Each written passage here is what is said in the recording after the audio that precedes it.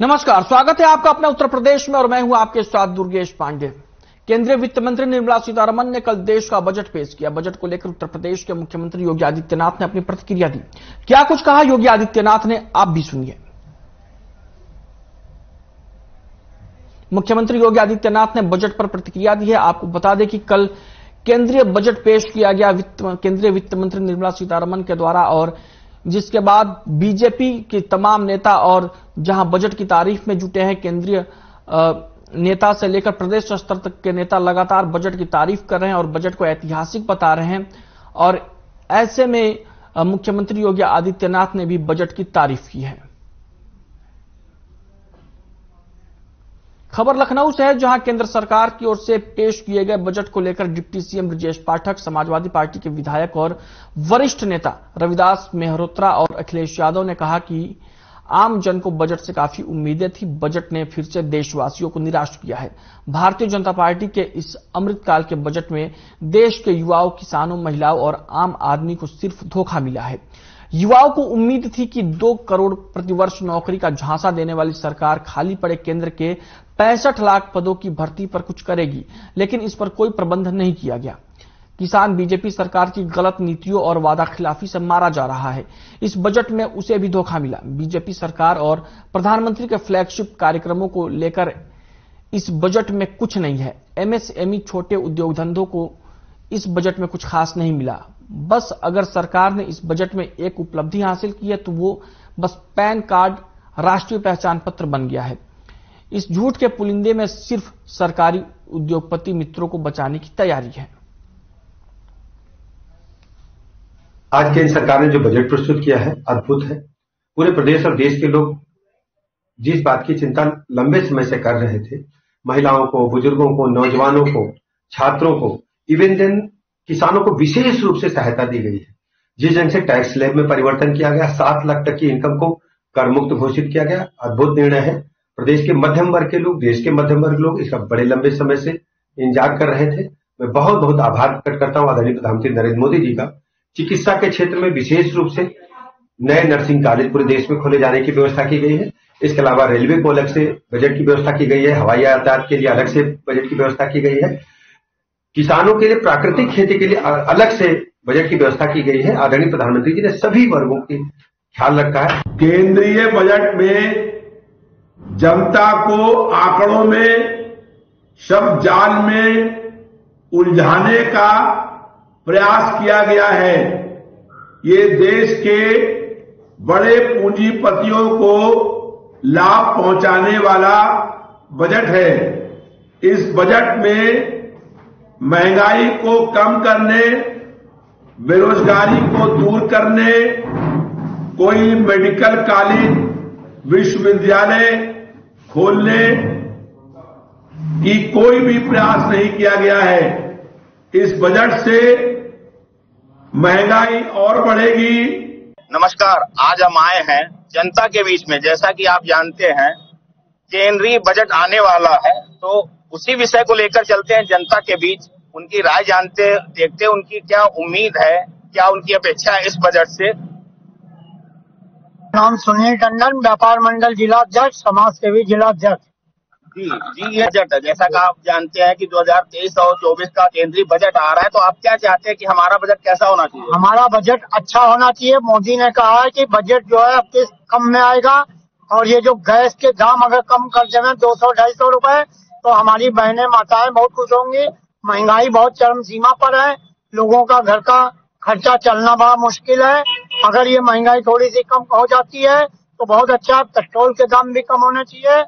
Market में ग्राहक है नहीं और दुकानें खुली हैं, बेचारे सारा व्यापारी हमारा बहुत ज्यादा परेशान। आप चाहते हैं महंगाई कम हो, तो आगे इसी क्रम में बढ़ते हैं, लेते हैं जनता की राय जा रहे हैं। जी आपका क्या नाम है? जी हमारा नाम संजय सिंह है। ये जो आज बजट आ रहा है केंद्रीय बजट 2023-24 का, तो आपको क्या लगता है कैसा होना चाहिए? जनता के हित को ध्यान में रखकर आपको क्या लगता है बजट कैसा होना चाहिए? हाँ जी, हमारे ध्यान से होना चाहिए, बजट बढ़िया होना चाहिए, जनता के हित में होना चाहिए। अब हमारे साथ हैं संयुक्त किसान मोर्चा के संयोजक पिंदर सिंह सिद्धू जी। जैसा कि आप जानते होंगे कि आज जो है 2023 से 24 का केंद्रीय बजट आ रहा है, तो आप कि उम्मीद क्या है बजट से लेके, क्योंकि आप किसानों की बात सामने रखते हैं, क्या आपकी अपेक्षा है कि जो बजट आ रहा है तो कैसा होना चाहिए? केंद्रीय वित्त मंत्री निर्मला सीतारमण ने कल देश का बजट पेश किया। बजट को लेकर उत्तर प्रदेश के मुख्यमंत्री योगी आदित्यनाथ ने अपनी प्रतिक्रिया दी। क्या कहा सीएम योगी ने, आप भी सुनिए। देश की संसद में आज प्रस्तुत हुआ आम बजट नए भारत की समृद्धि का एक नया संकल्प है, अंत्योदय का विजन है। 130 करोड़ भारतवासियों की सेवा का लक्ष्य भी है। वर्तमान केंद्रीय बजट गांव, गरीब, किसान, नौजवान और महिलाएं समेत समाज के हर वर्ग की आशाओं और भारत जैसे दुनिया के सबसे बड़े लोकतंत्र की समग्र उत्थान की अपेक्षाओं की पूर्ति करने वाला है। निसंदेह यह बजट भारत को आर्थिक महाशक्ति बनाने की दिशा में मील का पत्थर साबित होगा। आजादी के अमृत काल में प्रस्तुत विकसित भारत के संकल्प को पूर्ण करते हुए सर्वसमावेशी और लोक कल्याणकारी केंद्रीय बजट 2023-24 का मैं स्वागत करता हूं। आदरणीय प्रधानमंत्री जी और माननीय केंद्रीय वित्त मंत्री जी का मैं हृदय से अभिनंदन करता हूं।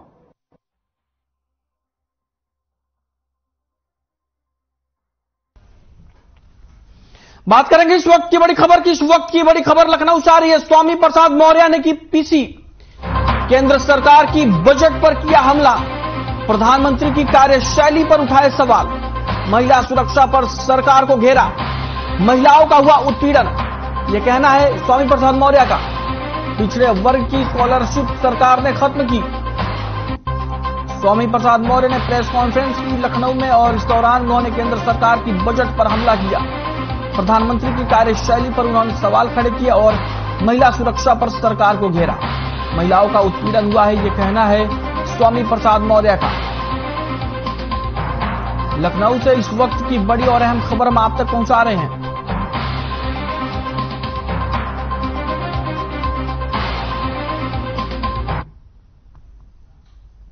आज किसानों के फसलों को जिस तरीके से छुट्टा जानवर चल करके बर्बाद कर रहे हैं, उससे उपचार की भी कोई व्यवस्था नहीं की गई।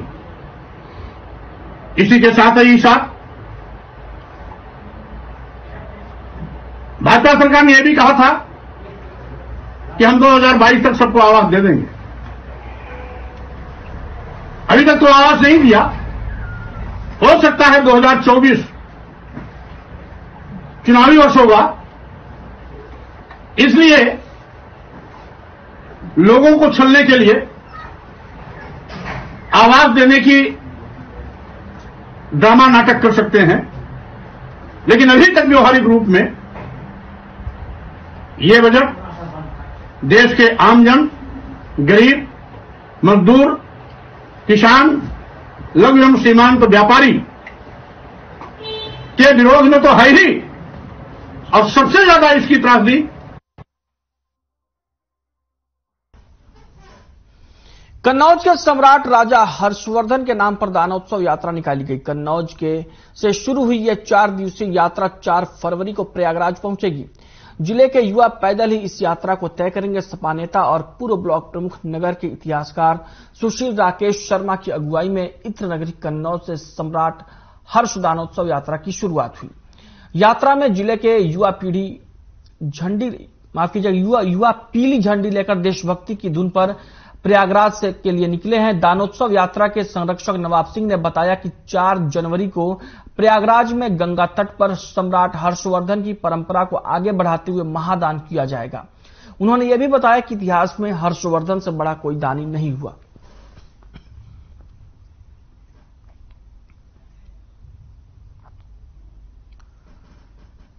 कन्नौज से हर्षवर्धन दानोत्सव यात्रा निकली है और ये यात्रा प्रयागराज तक जाएगी। आपको बता दें कि इस यात्रा में कन्नौज के युवा शामिल हो रहे हैं। सम्राट राजा हर्षवर्धन के नाम पर यह यात्रा निकाली जा रही है। आपको बता दें कि 4 फरवरी को यह यात्रा शुरू हो रही है और यह यात्रा माफ कीजिएगा प्रयागराज तक जाएगी। 4 फरवरी को यह यात्रा प्रयागराज पहुंचेगी। यात्रा कन्नौज से प्रयागराज तक निकाली जा रही है। आपको बता दें कि कन्नौज के सम्राट थे हर्षवर्धन और जैसा कि इतिहास के बारे में जानकार बताते हैं कि वो वहां पर अपने कपड़ों को छोड़कर अपनी सारी संपत्ति दान कर दिया करते थे हर्षवर्धन प्रयागराज में मेले में। उन्हीं के नाम पर ये सम्राट राजा हर्षवर्धन दानोत्सव यात्रा निकल रही है और ये यात्रा कन्नौज से प्रयागराज तक जाएगी।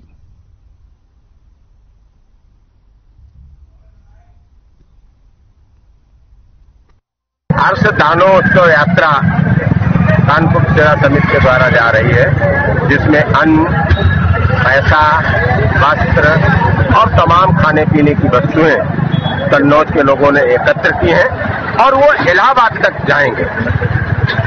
प्राचीन काल में कन्नौज उत्तर भारत की राजधानी था। हर्ष इतिहासकार बताते हैं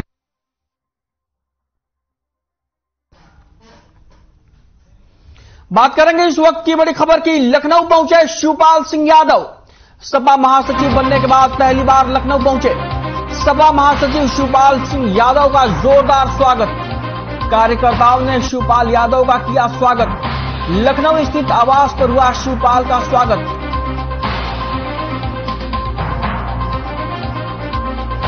लखनऊ पहुंचे शिवपाल सिंह यादव। महासचिव बनने के बाद पहली बार लखनऊ पहुंचे शिवपाल। सपा महासचिव शिवपाल सिंह यादव का जोरदार स्वागत। कार्यकर्ताओं ने शिवपाल यादव का किया स्वागत। लखनऊ स्थित आवास पर पहुंचे शिवपाल यादव। इस वक्त की बड़ी और अहम खबर हम आप तक पहुंचा रहे हैं। तस्वीरें आप अपनी टीवी स्क्रीन पर देख सकते हैं। तस्वीरें लखनऊ की है जहां पर शिवपाल सिंह यादव पहुंचे हैं। आपको बता दें कि शिवपाल सिंह यादव सपा का महासचिव बनने के बाद शिवपाल सिंह यादव लखनऊ पहुंचे पहली बार और जहां पर कार्यकर्ताओं ने उनका जोरदार स्वागत किया। आपको बता दें कि पिछले कई सालों से लगातार चल रही उठापटक के बाद एक बार फिर से शिवपाल सिंह यादव को समाजवादी पार्टी में अहम जिम्मेदारी मिली है और अब यह पुख्ता हो गया है कि शिवपाल सिंह यादव की समाजवादी पार्टी में पुख्ता तौर पर वापसी हो गई है। आपको बता दें कि अखिलेश यादव के उत्तर प्रदेश के मुख्यमंत्री बनने के बाद से ही शिवपाल सिंह यादव और अखिलेश यादव में खटपट चल रही थी समाजवादी पार्टी में और उसके बाद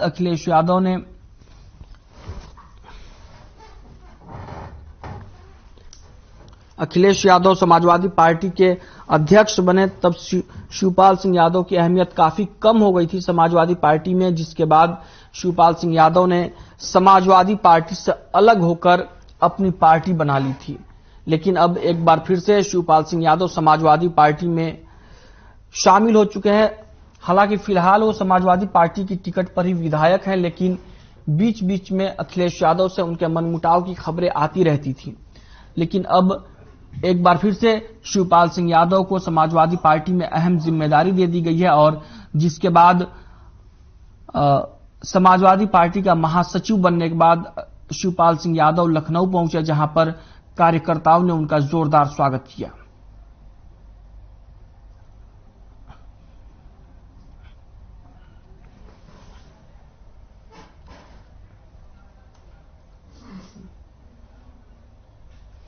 वहीं खबर उत्तर प्रदेश के जनपद अमरोहा से है जहां पर एक बार फिर लव जिहाद का मामला सामने आया है।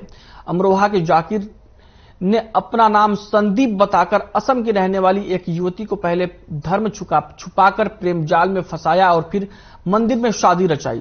जाकिर युवती के साथ मंदिर जाकर पूजा पाठ भी करता था। जाकिर 3 साल तक युवती को धोखा देता रहा। अमरोहा पहुंचने पर युवती को जब इस बात की जानकारी हुई तो युवती के होश उड़ गए। युवती ने आरोपी के खिलाफ धर्म परिवर्तन समेत संगीन धाराओं में मुकदमा दर्ज कर पुलिस ने मामला दर्ज किया है और युवती का मेडिकल परीक्षण भी कराया है।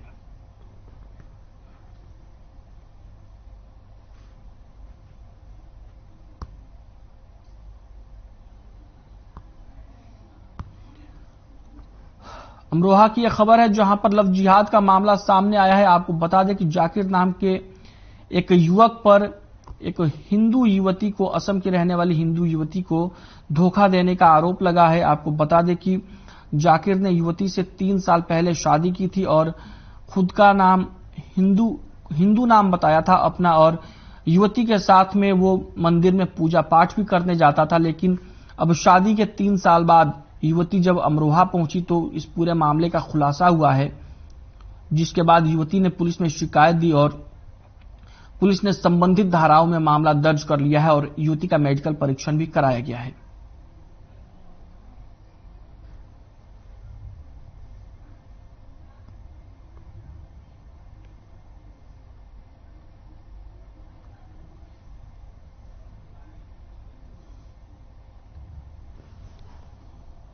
नंगला है, उन्होंने रात के 11:30 बजे उसे फोन किया और फोन करने पर उससे पूछा कि तो ये सब निकली या नहीं निकली। दुर्भाग्य से उस टाइम हम उसके पास थे, वो फोन हमने खुद सुना। हमने कहा कि आप कौन बोल रहे हैं, हमारे 4 बार पूछने के बाद भी उन्होंने नहीं बताया। बड़े सोचने का विषय है, जिस पुलिस पे इतना भरोसा करती है, जो भारतीय जनता पार्टी की योगी जी की सरकार है। और सबसे बड़ी बात देखिए, पूरे प्रदेश में लव जिहाद पे जो सबसे पहले कार्रवाई हुई, जो सजा मिली, वो अमरोहा जिले में ही मिली। मेरे साथ झूठ बोल के शादी कराया उसने, संदीप नाम बताया था उसे, और ये साला यहाँ में आके बाद पता चला वो मुसलमान है। उसने मुझे जोर जबरदस्ती करने की कोशिश करी, मेरे मना करने के बाद भी, और मुझे बोला मुस्लिम धर्म करो। मैंने मना कर दिया साहब, तो उसने मेरे साथ मारपीट करने की भी कोशिश करी। क्या नाम है उसका लड़के का? नाम क्या बाद में निकला उसका? बाद में पता चला उसका नाम जाकिर है। पहले क्या बताया आपसे? संदीप बोल। शादी कहाँ पर की थी आपसे? हम पटना में शादी करे थे। और मंदिर में। अच्छा, तो हाथ में कुछ कलावा या धागा वागा भी माथा में टीका उका लगाया था। हाँ, जो शादी की थी। जी।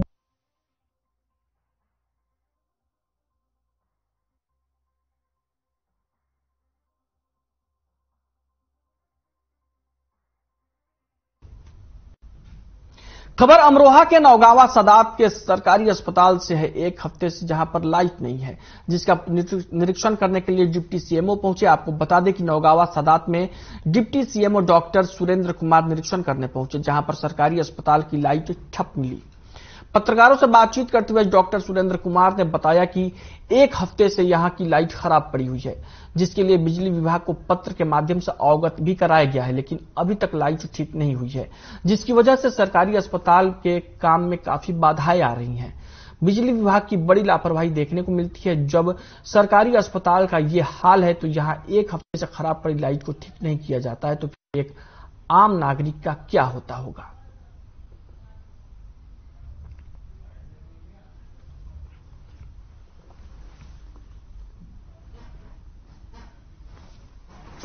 सर क्या नाम है जी? सर क्या मैटर है लाइट का? लाइट का पैनल जो है, मेजर जो पैनल है बड़ा वाला, उस पर शॉर्ट सर्किट के कारण आग लग गई है। वो कार्य करने की स्थिति में नहीं है। ये कब से मामला है? ये करीब 25-26 तारीख से है। 25 तारीख से। तो यहाँ पर लाइट अभी तक? विद्युत की आपूर्ति के लिए हमने जो है हमारे मांगेला एडी ऑफिस में जो टेक्नीशियन है उनसे पत्राचार किया गया है एडी साहब को, और उनका लड़का आके यहाँ पे देख गया है, एस्टीमेट बन रहे हैं और ये चालू हो जाएगी।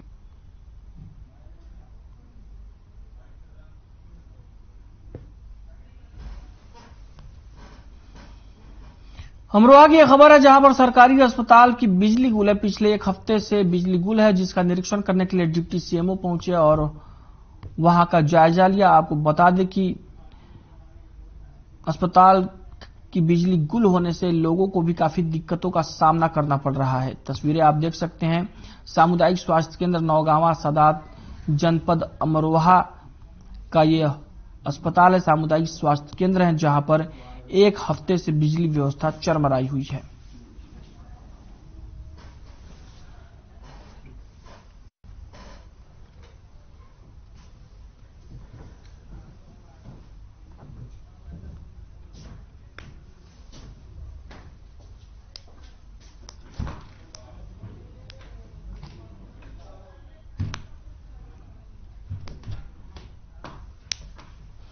बात करेंगे इस वक्त की बड़ी खबर की। इस वक्त की बड़ी खबर बिजनौर से आ रही है। पुलिस ने चलाया चेकिंग अभियान। चेकिंग अभियान से वाहन चालकों में मचा हड़कंप। अधूरे कागजात वाले चालकों के काटे गए चालान।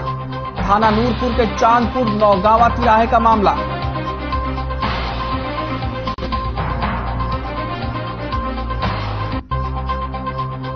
बिजनौर से इस वक्त की बड़ी और अहम खबर हम आप तक पहुंचा रहे हैं।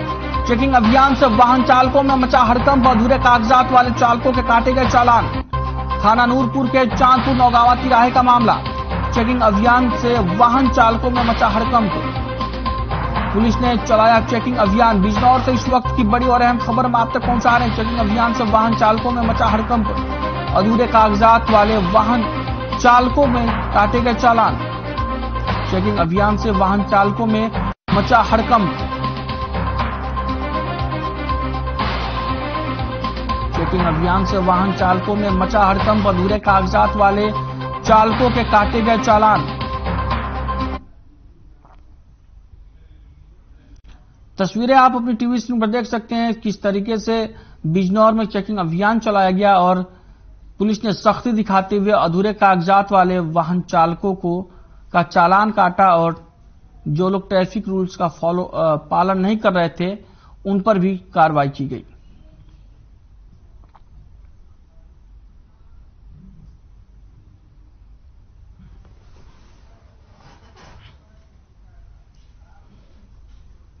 खबर बिजनौर के थाना स्योहारा इलाके से है, जहां मुरादाबाद मार्ग पर ढाबे में बीती रात चोरों ने निशाना बनाते हुए ताले तोड़कर ढाबे के अंदर रखे 2 सिलेंडर इन्वर्टर और नकदी समेत सोलर पैनल चोरी कर ले गए।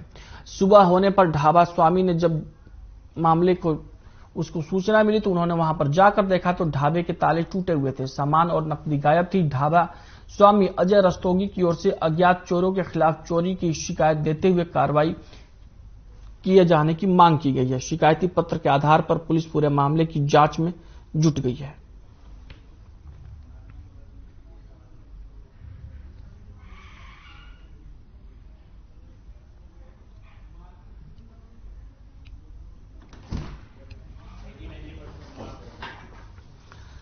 बिजनौर से की यह खबर है, जहां ढाबे में चोरी का मामला सामने आया है और उसके बाद से ढाबा संचालक ने मामले चोरी की शिकायत पुलिस को दी, जिसके बाद से पुलिस मामले की जांच पड़ताल में जुट गई है। ढाबे से 2 सिलेंडर इन्वर्टर नकदी चोरों ने उड़ा दिए हैं और मामले की जानकारी मिलने के बाद ढाबा संचालक ढाबे में पहुंचा और वहां उसने चेक किया, जिसके बाद उसने पुलिस को शिकायत दी और जिसके बाद से पुलिस मामले की जांच पड़ताल में जुट गई है।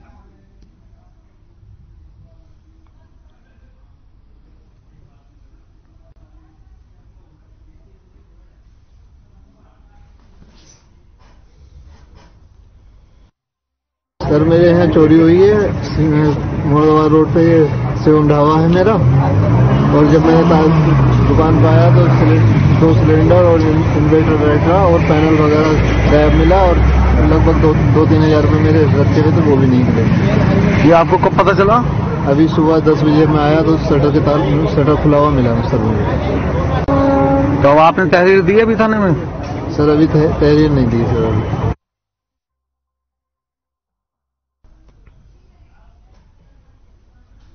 बुलेटिन में फिलहाल के लिए इतना ही। मुझे दीजिए इजाजत। नमस्कार।